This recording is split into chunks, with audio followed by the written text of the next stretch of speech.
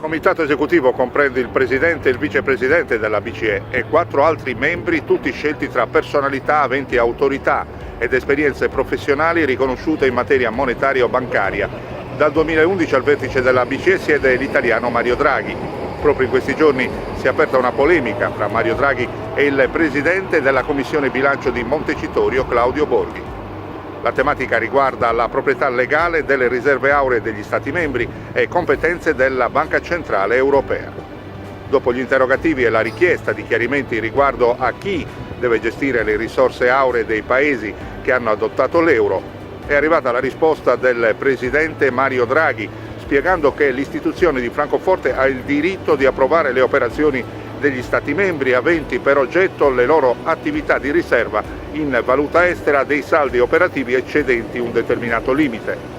Certo è che tale limite non è dato saperlo, in quanto è riservato ed è definito in un documento interno all'Eurosistema.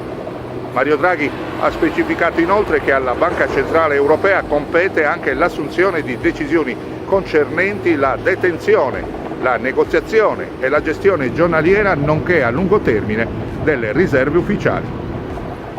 Dalla sede della Banca Centrale Europea è tutto, grazie per la cortese attenzione. Da Renato Scano a tutti voi la più cordiale buona giornata. La linea da Francoforte torna alla regia.